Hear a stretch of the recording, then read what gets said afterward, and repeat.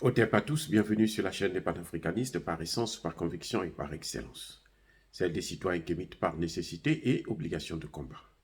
Nous sommes une chaîne qui n'est guidée que par nos ancêtres et rien que par les ancêtres qui appartiennent à l'égrégore du monde noir. Par conséquent, nous ne croyons en aucun Dieu venu de l'étranger.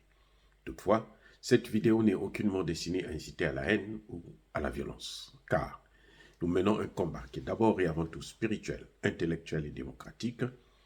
Ensuite, il est politique, géopolitique et géostratégique, contre l'impérialisme, le colonialisme, le néocolonialisme et l'endocolonat, qui sont tous qualifiés de crimes contre l'humanité.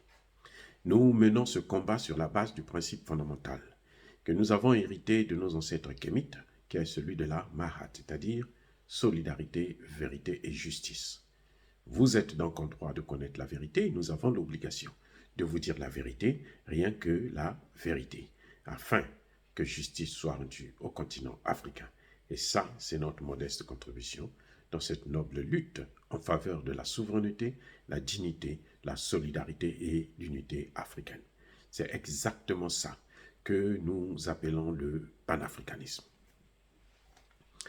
Bien-aimés frères et sœurs, les États-Unis viennent de bloquer une résolution du Conseil de sécurité de l'ONU pour un cessez-le-feu, pour le retour à la paix au Moyen-Orient, entre Israël et Palestine.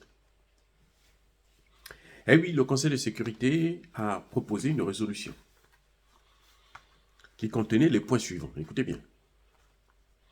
D'abord, la résolution condamne. Tous les membres du Conseil de sécurité ont condamné le Hamas. Parce que c'est le Hamas qui a attaqué.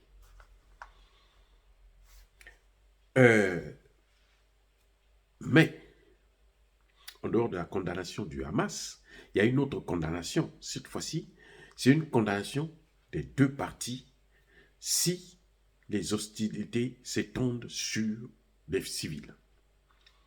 Si les hostilités, la guerre entre le Hamas et l'armée israélienne fait des victimes civiles. Le Conseil de sécurité a condamné ça. C'est pas tout. Le Conseil de sécurité réclame la libération de tous les otages israéliens. Il y a plus d'une centaine d'otages, parmi lesquels, je crois, 17 Français, et devrait même avoir probablement, très probablement, des Américains aussi.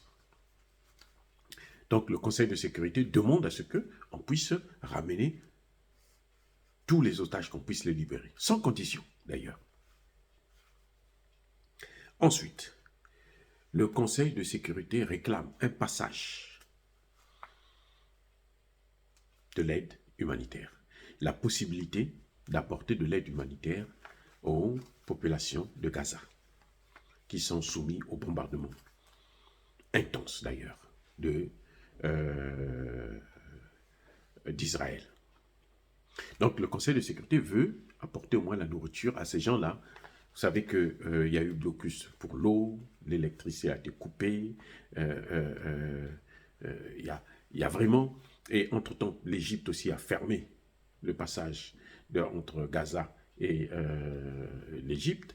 Donc, ils sont coincés à attendre seulement, si vous voulez, le dernier jour, la mort. Donc, cette résolution n'est pas passée parce que les Américains l'ont bloquée. Ils ont dit non. Pourquoi ils ont dit non? Ils ont dit non parce que les Américains pensent qu'il faut que Israël puisse riposter. Il n'y a pas eu le droit dans cette résolution à la légitime défense. Eh oui, il n'y a pas eu le droit à la légitime défense. Voilà le problème essentiel. Les Américains ne veulent pas qu'il y ait un cessez-le-feu. Les Américains veulent qu'il y ait la guerre. Question. Pourquoi les Américains veulent la guerre? Pourquoi les Américains veulent que Israël riposte? Pourquoi les Américains veulent que Israël puisse raser? Parce que nous savons tous que l'armée israélienne a plus de moyens que le Hamas. Donc, c'est clair. Mais les bombardements, c'est d'abord et avant tout sur des populations civiles. Il y a aussi des sites militaires. Bon, déjà, le Hamas, ce n'est pas une armée. Hein. Ils utilisent des armes, mais ce n'est pas une armée conventionnelle. Donc, eux, ils sont dans la population. Donc, les attaquer, en fait, mener la guerre contre eux, ben, il y aura toujours des victimes collatérales. Toujours, c'est-à-dire que c'est inévitable. C'est pour ça que le cessez-le-feu, peut-être, serait mieux le temps que les gens négocient pour mettre en application une résolution du Conseil de sécurité de l'ONU qui date depuis 1967. Peut-être que c'est ça, parce que le secrétaire général l'a dit, hein, M. Antonio Guterres. Il dit que l'attaque du Hamas est due à la colonisation, au fait que le Hamas, plutôt la Palestine, n'est pas un État libre. Donc ça, c'est le problème. Mais je ne pense pas que ce soit l'unique problème pour Israël et notamment pour les États-Unis, qui pousse Israël justement à aller de l'avant, à continuer à bombarder. Parce que les États-Unis souhaitent l'intervention de l'Iran pour qu'eux, ils puissent rentrer en guerre contre l'Iran. voyez le jeu. Donc, on est en train de tuer des pauvres innocents, de deux côtés d'ailleurs, hein, même si la puissance de feu est surtout du côté d'Israël, mais quand même, on est en train de tuer des gens des deux côtés. Parce que les Américains, eux, ont besoin d'attaquer l'Iran. Ils peuvent faire amener la guerre chez eux. Ils préfèrent que ça se passe loin. Parce que la guerre là-bas, là, ça ne va pas, les obus ne peuvent pas venir aux États-Unis. Voilà le seul problème qui leur donne le droit et la force de continuer à faire des guerres à l'extérieur. Et c'est pour ça qu'ils ont bloqué cette résolution, pour une raison fallacieuse, en quelque sorte.